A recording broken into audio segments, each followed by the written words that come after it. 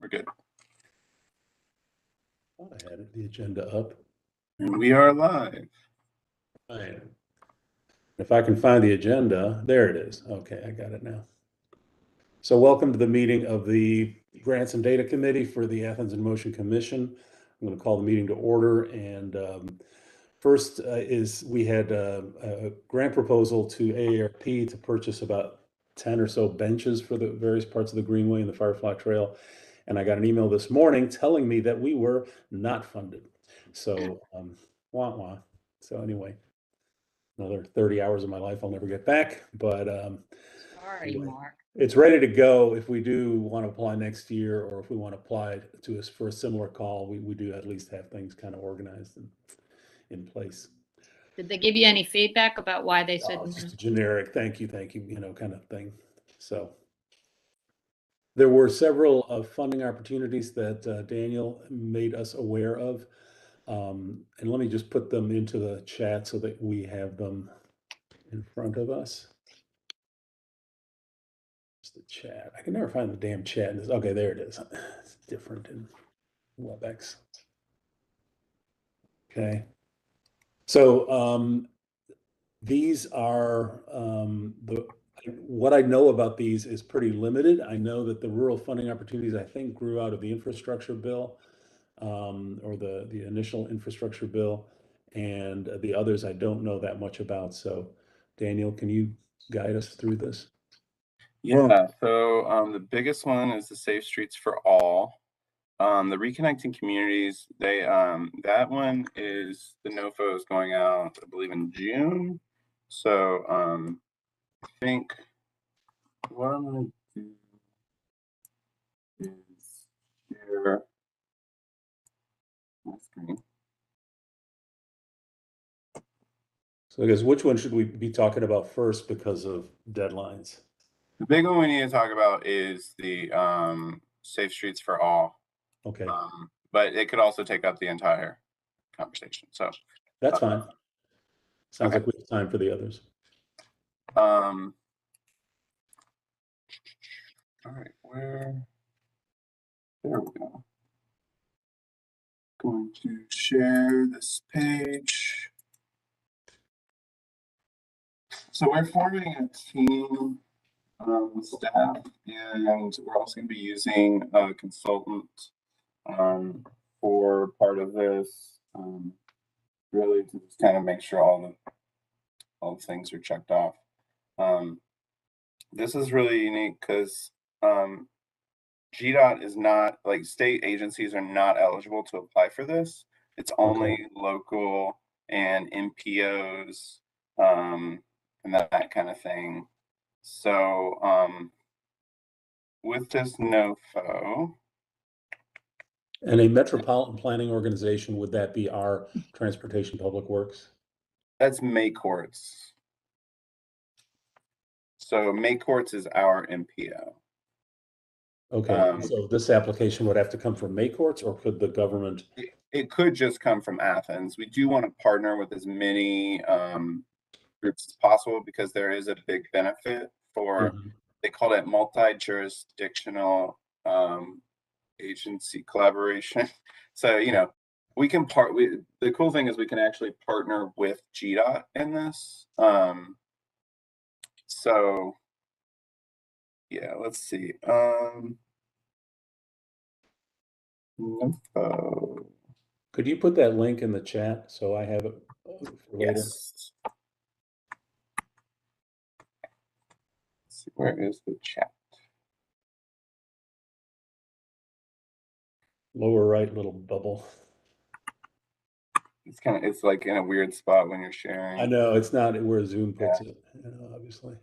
Okay. Site, okay. So I guess I need to share. Can you see the document? Yes. Okay.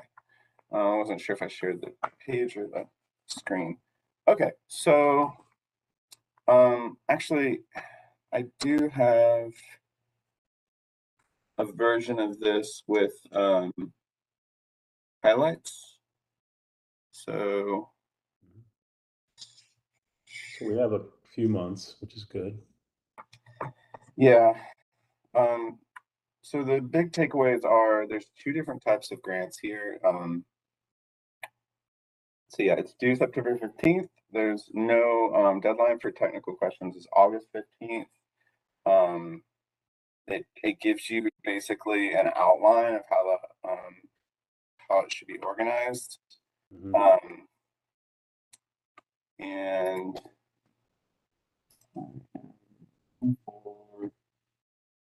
all right, so number one, there is the action plan grant. This is for communities that do not currently have a, what do they call it? Vision Zero or It's not called Vision Zero. a safe safe streets? streets approach or something like that.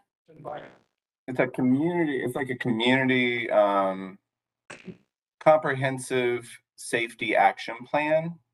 So comprehensive safety action plan, it can be different plans, but ultimately, so if a plan like Vision Zero would be eligible. The action plan grant, these range from $200,000 to $1 million, and it can include funding to do the planning or supplemental plan activities. The planning would include, you know, consultant, really any kind of just plan activities, public engagement, all of the various things that you always want to kind of go above and beyond, and it costs a little bit more. And that is, let's see. So it looks like this is targeted really at Vision Zero. I mean, goal of zero roadway deaths. And the planning structure, the committee or task force that oversees it could be Athens in Motion, it looks like. Yeah, so the quick thing is the only thing that we haven't done here is this leadership commitment. So I'm working on basically putting together a proclamation. If they do include our Vision Zero position in the budget, then we could get a proclamation from the mayor that same night saying, you know, with this creation of this position, we are now pledging to be a Vision Zero community. And then we want to basically have whatever percentage reduction of roadway fatalities by this date with an eventual goal. So Daniel, this is the first of the grant types. Is this the one that we are going to, the type we're going to apply for? Or are there others we should discuss or learn about? So basically, if you don't have all of these items checked off, you can only apply for the action planning grant. If you have all of these items checked off, then you're eligible for the implementation grant. With Athens in Motion, we have the committee planning structure. We have an analysis of existing conditions, safety analysis. Basically, I'm pretty sure that is included in the Athens in Motion plan. I need to double check. There was robust engagement with public. Equity was included. Assessment of policies, that was included in there. And then there were goals set for all of that, and that's what this is: strategy and project selection. So identification of comprehensive set of projects. So it's really just the proclamation that we need. Yeah, and then this is the last, basically measurables. And so if you check all of those items, then you're eligible to apply for either the action plan or the implementation. The breakdown that they currently have is 40% of grants will be awarded to, at least 40% will be awarded to action plan submissions. So they are prioritizing action plan grants, but at the same time, it's $1 billion per year for the next 5 years that they've kind of funded, and those max out at $1 million a piece. So if we're eligible, we'll have fewer people to compete against. But the other ones were the $5 million to $30 million range for the implementation. And this is a 20/80 match. So we need to make sure that we have funding. So if T-SPLOS passes, we'll have plenty of sources that we could use to basically extend the project. You say 20/80 match, it's 20% grant or 80% grant? 80% grant. Okay, yeah. So with, you know, the example there would be if we have $5 million for like one of our big corridors, Atlanta Highway, then Right. we could apply to get a $25 million project done, and then that would pair with the GDOT road safety audit and that kind of thing. So that's one that kind of jumps out. But at the same time, it could also be that Tallahassee road safety audit and the Tallahassee road project that has $4 million, that could be expanded to $20 million. So the Right. other thing I mentioned is supplemental action plan activities. So they support or enhance an existing action plan. So this can be applied for in addition to either of the grants. So what that means is we could just apply for the action plan grant. That would give us a higher percent chance of getting it. And we could do supplemental action plan activities. They could include, but are not limited to, these things. So basically, second round of analysis, expanded data collection, evaluation using integrated data, testing concepts. So that would be like pilot projects, feasibility studies, quick build strategies, all that kind of stuff. So we could either we could basically ask for the 200 to $400,000 for Vision Zero plan development, and then we could do supplemental plan activities for like 600,000, and we could upgrade all of the intersections to full grid smart, or we could do a subscription for the next 5 years to streetlight data, which would then give us much better, accurate like data analysis for bike and pedestrian movement. The thing with that is we would need to make sure we have the 20% match from somewhere. Right. Okay, yeah, I mean, so for the planning grants, you said 200,000 to $1 million, so they'll be giving out at least 400 of those, right? Based on $400 million total budget. And even if each one maxes out, that's still 400. So that seems like a pretty good chance of getting that, right? Yeah. And it might be closer to 800, once they, if they don't fund fully every grant. And then for the other one, you have $600 million, but it sounds like the budget for those is going to end up being in the, let's say, $20 million range. So they might only be giving out 30 of those. Yeah, so it's, if you 5 to 30, so it could, if it averages out at like 15 to 20 million. Right. Yeah. Yeah, so somewhere in that range, 30 to 50 or something like that. So we haven't talked about it internally. I'm setting up a meeting to figure out kind of what our strategy will be. I wanted to get feedback from y'all though, on which approach. Like, do we go safe and get You some can't do money? both, right? You have to choose one or the other. Right. This year we have to choose one or the other. They didn't say whether that would change in the future years. Right. But in future years, any of the communities that got the 400 communities that got, Right. They're competing. Yeah. they're now in that next round. So I guess one question is, do we think that Athens is positioned ahead of enough other communities in terms of meeting the criteria for the action plan? Are we in a position that puts us near the top of the heap? Do most other communities, would they clearly not meet that action plan criteria? And are there perhaps relatively few that can tick all of those boxes? Or is this a pretty common thing across the country to be able to meet all those criteria? I guess, how big is our pool of competitors? Right. Our pool of competitors is lower right now, but it's not empty.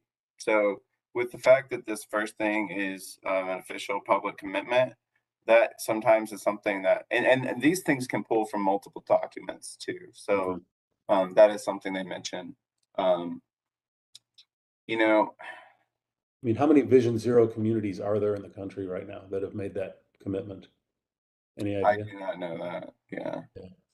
Because that would give you a sense of how many would potentially be ready to apply for an implementation grant if they've already designated Right. Vision Zero. But even then, like for instance, Austin is a Vision Zero community, but they're currently undergoing a plan update for all 3 of their master plans. And they're adding in equity as a consideration. So I don't know if that means that they have something that they could reference from a previous plan that uses equity, or if they have to wait until their current thing is done. So in that way, we're still kind of ahead of the curve, maybe. So I see, okay, focus, I'm just looking at the Vision Zero site, and they have focus cities, which are 10 large cities. But I don't know that that's the full Vision Zero network, Georgia, we have Atlanta and Macon. right? Related consideration is if we submitted an action plan, we talked about this. Your audio is kind of weird, Jay.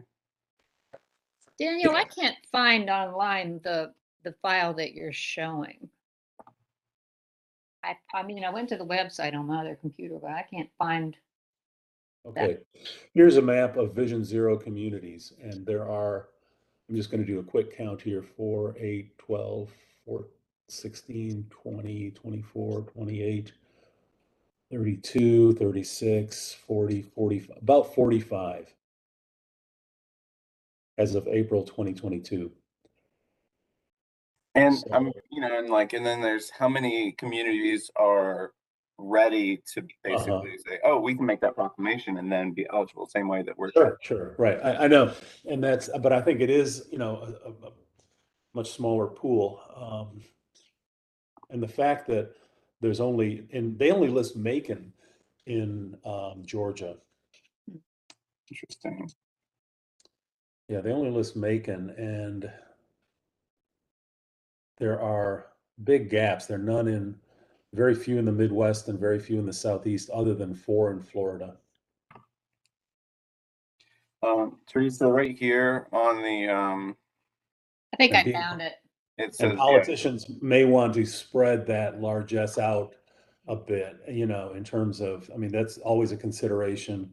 there's also a limitation. No more than 15% of the funding can go to any one state. So Okay. that helps distribute a little bit too. Because California and New York and the East Coast and California have a ton of them. Yeah, That's about half of all of them. My gut says we go for the implementation because I think anyone would tell you Athens has done a lot of planning. We haven't done a ton of implementation, and this is our chance to, if we get an implementation in, even if we don't have as good of a chance of getting it, it puts us in a decent spot to get feedback on that for next year. Right. I agree. I mean, and I'd like to hear obviously what Teresa and Jake think, but $1 million is, nice, but $20 million is really, really nice. And I'd rather take a, 30% chance of 20 million than a 70% chance of 1 million or whatever. Can you hear me now? Yeah. Come into work, they say. The desktop is superior to whatever you have at home. It's always a lie.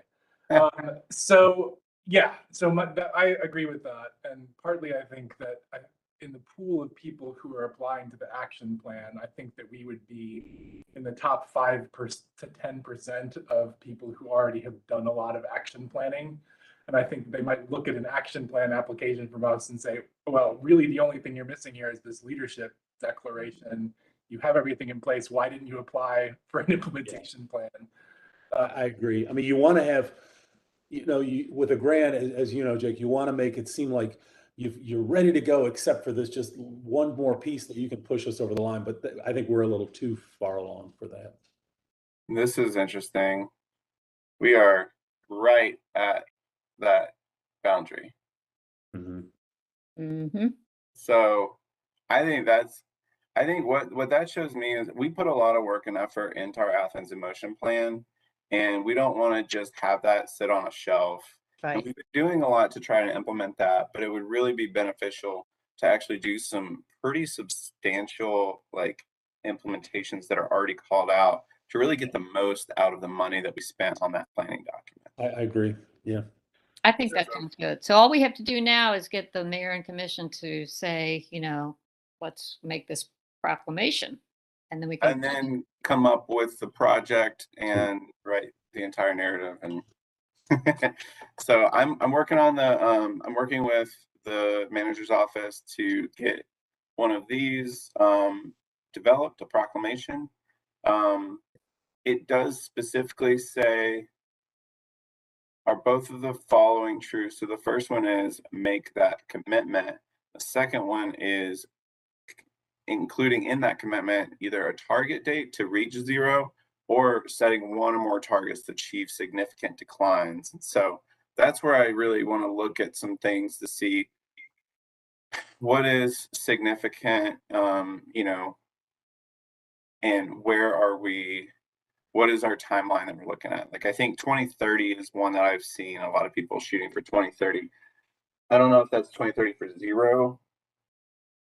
I think that's optimistic because it's going to take a pretty long time to build the infrastructure that's going to get us to zero.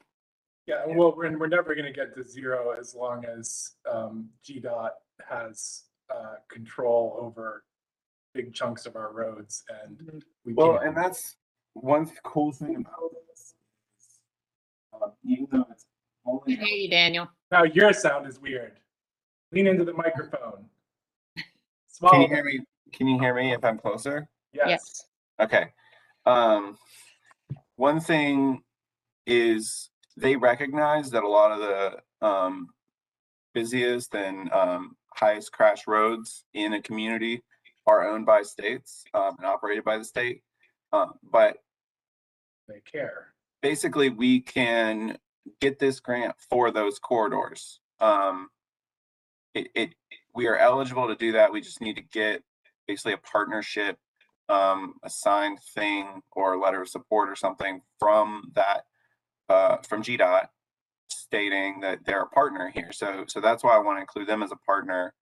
And, so when it comes to like figuring out which project, it's like, it makes sense to do something like Atlanta Highway, because it was identified as a very high, it's like the highest rate of pedestrian fatalities in the district. And it's the second highest crash rate in the district. And that's why GDOT did the road safety audit in the first place. And we got brought in on that. And so there's already a level of buy-in there. And GDOT has money that they're putting into this corridor. If that money is federal, then it can't be used as a matching, but we do have local dollars to also put towards it. Now, another perspective on that is we are already allocating a lot of money and a lot of improvements on those corridors. And so should we expand it back to the tier 1 projects within the Athens in Motion plan and look at,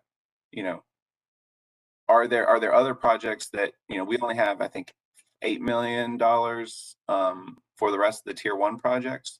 So there's been a lot of love on the corridors, even though it's not implemented, there's a lot of money dedicated to it.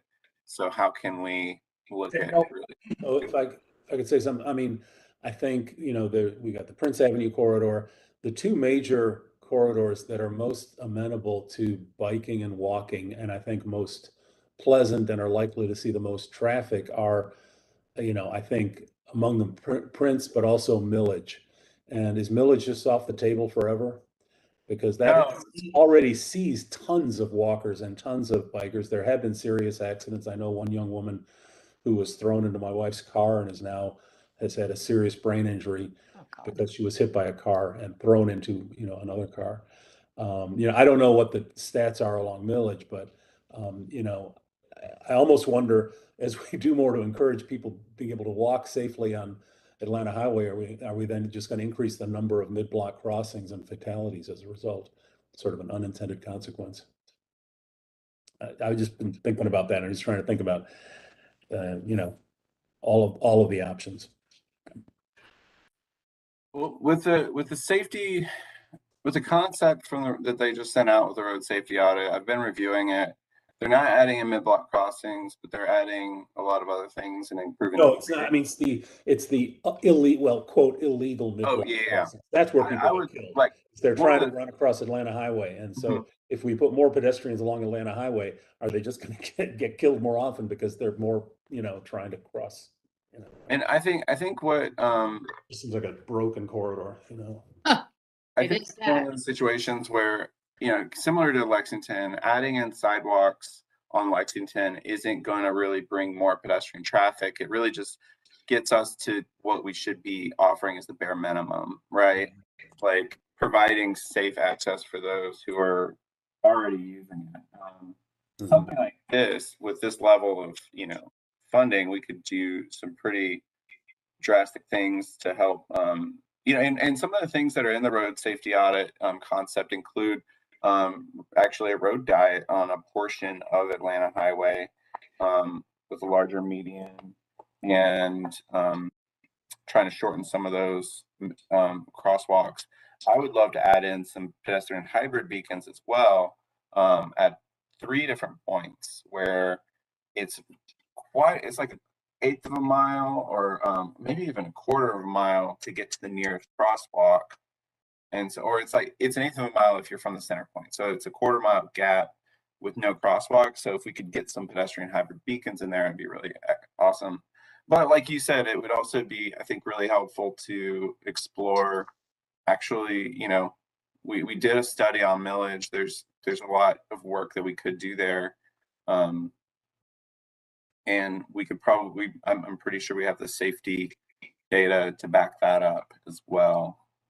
What about like looking at the hotspot map and targeting the worst places? So let's take the page 21. There's a whole thing about location, and it says you have to reference a high injury network or equivalent geospatial identification. So we have to have that in there.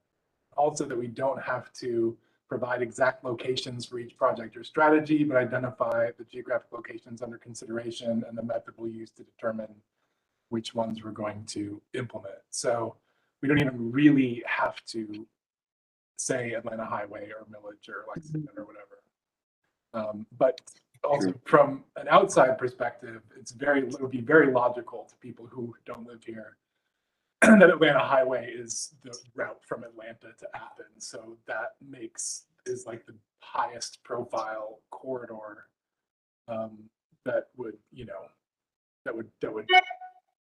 situate the proposal in reviewers' minds, I think.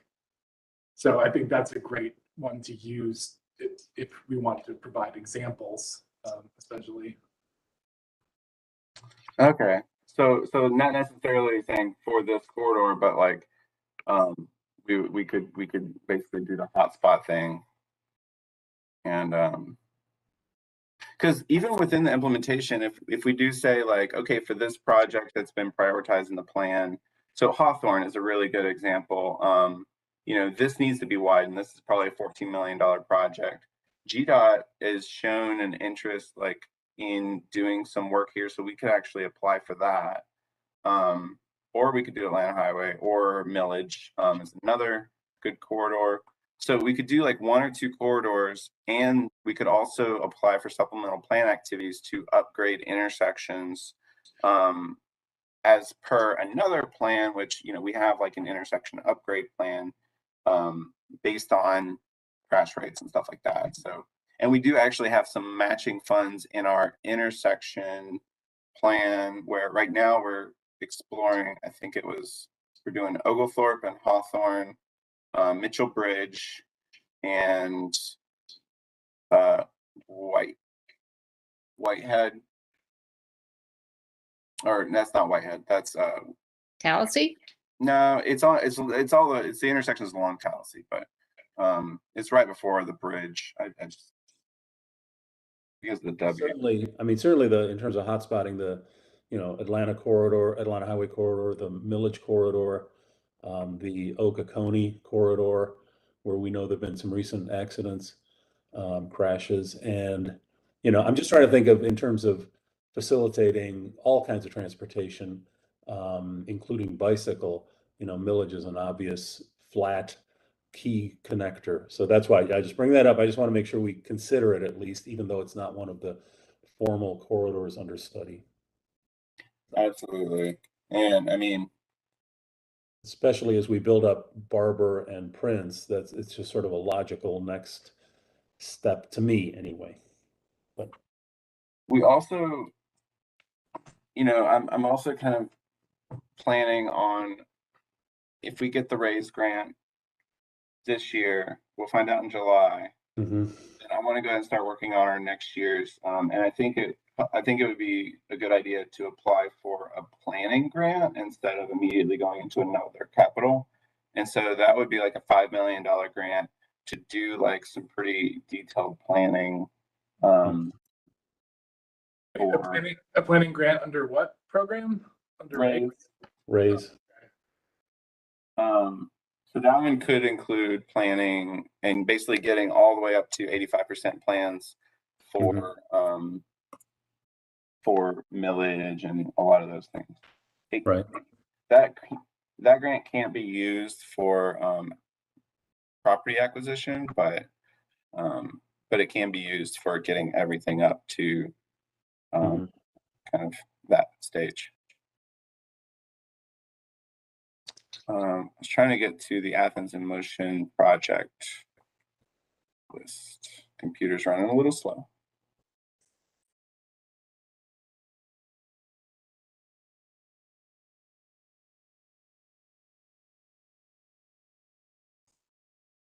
All right.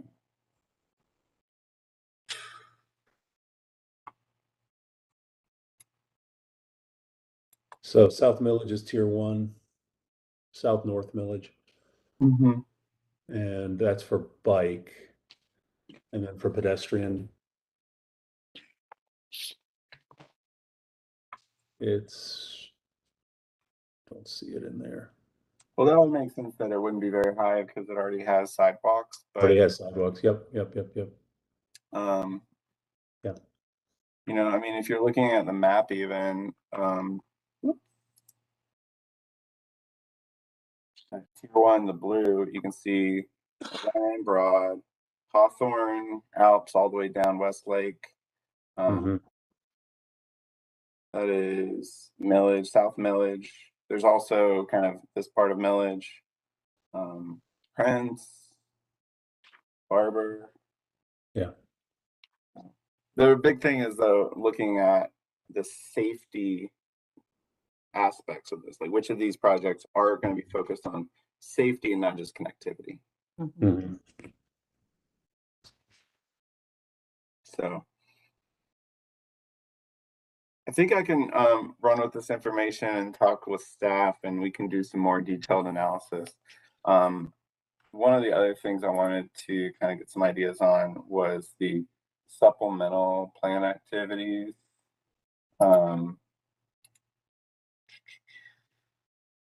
Oh, and then there's also the grant priorities here. And this is what I really want to keep in mind as we put this together.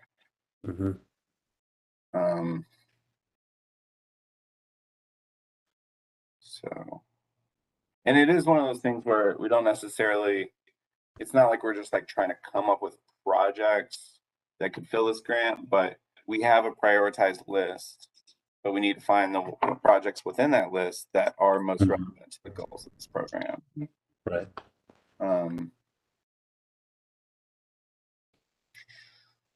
With implementation, and this one right here. So it says, yeah, implementation grants may also fund associated planning and design and supplemental action plan activities in support of an existing action plan. So for example, within our Athens Motion Plan, we talk about the need for Vision Zero. So within this implementation grant, we could include money for a Vision Zero plan, which we can back up with the fact that we have a new Vision Zero coordinator or specialist. So, but I don't want to get too like all over the place with this. I do think, we want to hone it down. I think there's general agreement, I think, that we should go for the implementation grant, that's you know, at least our feedback would be to go in that direction. Yeah, this right here is the key words. So applicants must have existing action plan to apply for implementation grants, or have an existing plan that is substantially similar and meets the eligibility requirements of an action plan. If they do not have, they should apply for action plan grant and not implementation. All right. So what are the criteria for a valid action plan? That is in table 2, section C. So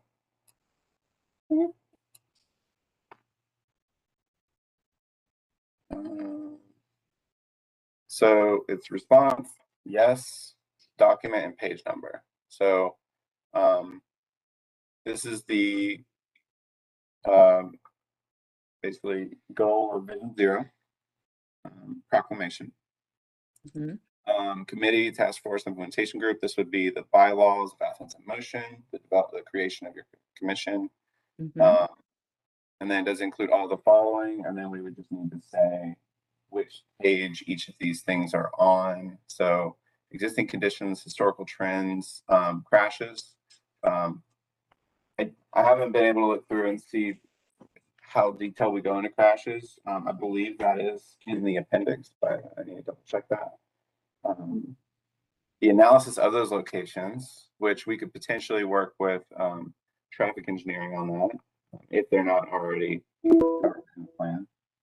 Systemic and specific safety needs is performed, and geospatial identification of higher risk locations, which we have that in the maps. Engagement with the public and relevant stakeholders, incorporation of information received from engagement collaboration into the plan, and coordination that included inter and intra-governmental cooperation collaboration. Those are all things that were included. Did it include the following?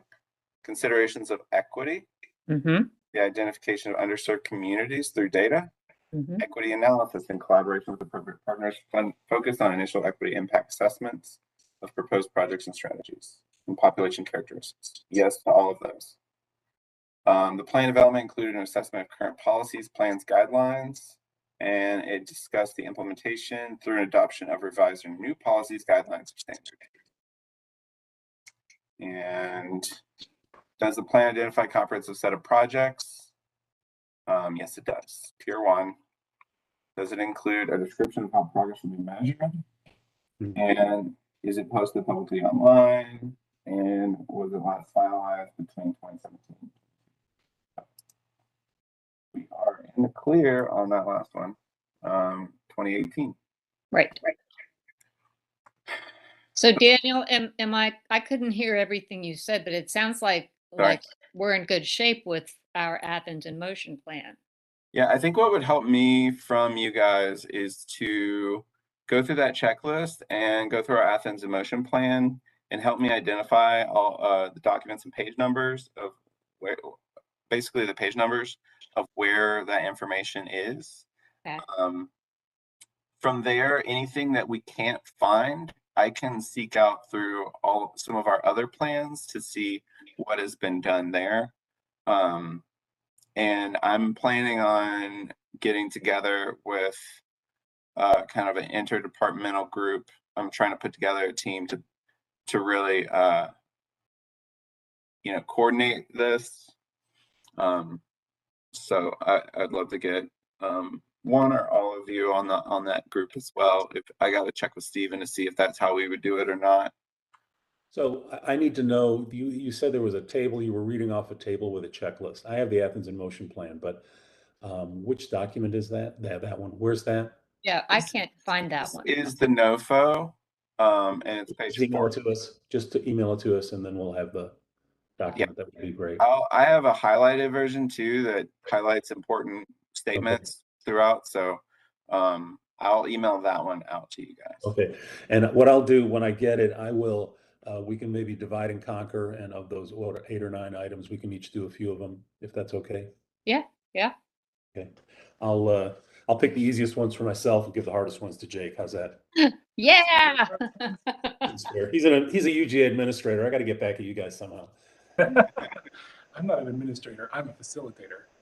Yeah, I'm so excited. Laura and I both got this little framed thank you for all you do signed by Jerry Moorhead. What the? Yeah, I got one too. It's so nice to be personally Yeah, recognized. I remember now we're being recorded, but gosh, what a great moment that was to receive Oh, that. nobody's being sarcastic, so we have nothing to worry about. Is this for UGA staff? What do you Yeah. think about, for 10,000 of these things were purchased and sent out? I mean, I think it's a great expense. I love things with his name on them. I just have it up on my bookshelf right now. and yeah, the Illustration, socks. that's nice. I don't know. I think it's a step down from socks, actually, but which was the Socks are last. useful, but this is an art object. Yeah. Objet d'art. Have some culture. Okay, all right. So that's maybe the action plan. I got to get going here in a few minutes, but Daniel, if you send that to me, we'll divide it up and shouldn't take too long. We'll fill in those page and references. Excellent. Anything else you need from us right now? I think read through the rest of the NOFO, bring any attention to things that you think are important. There's also, I believe, this right here, content form of application submission. We have, these are the forms we have to do. And then there is an outline of each of these items. So narrative form, the action plan, grant selection criteria described in section E1. So we just need to make sure we're also looking at all of these things. And I believe, yeah, this gets into kind of the outline of some of these things. So read through it, and then if it would, I think it would be helpful to have like a put together outline once we get a good picture of it.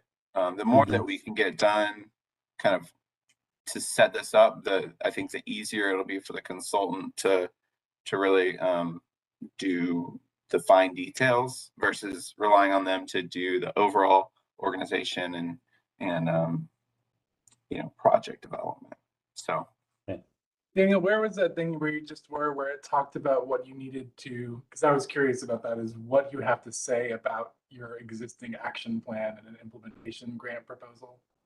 So that'll help us to figure out how much to provide. Yeah, it's, I believe, 3.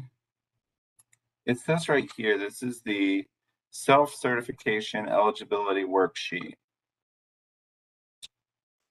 This is on page 13 of the NOFO. And this is what we need to fill out. Okay. Does this get submitted? Yeah.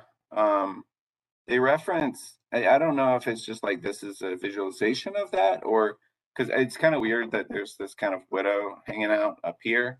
I would imagine that we can maybe just copy this table as is, or maybe there's a form that we can download, but right.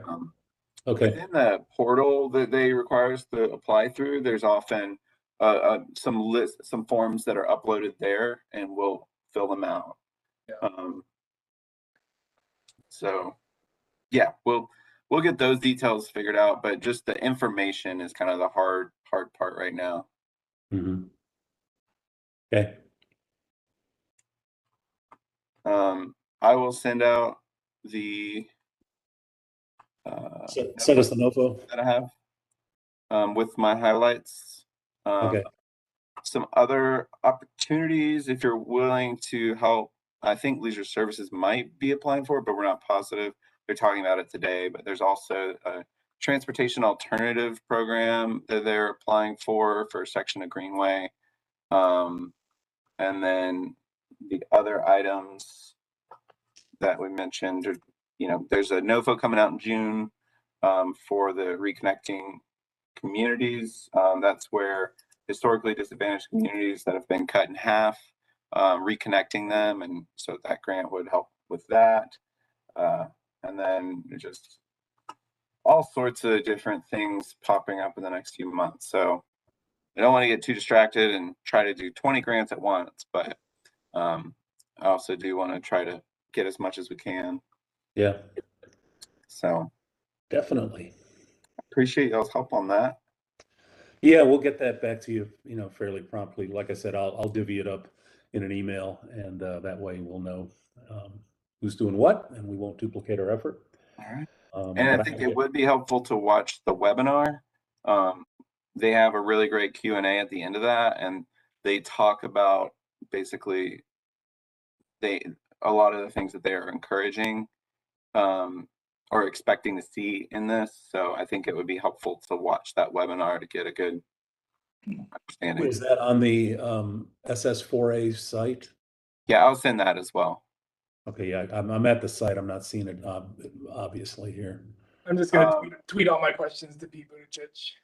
Webinar series. Here we go. Webinar series. Okay. Yeah. How to apply. Okay. You see there's 3 of them. One's for MPO, one is for local, and one is for tribal communities.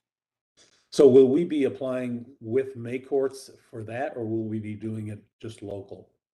The issue is that I think we would need to do it locally because May Courts does not have a document that fulfills all of these requirements. Okay, yeah, right. That makes sense. But we could now, oh, and I forgot to mention one thing though, is that if it is an MPO applying, the max is no longer 30 million, it's now 50.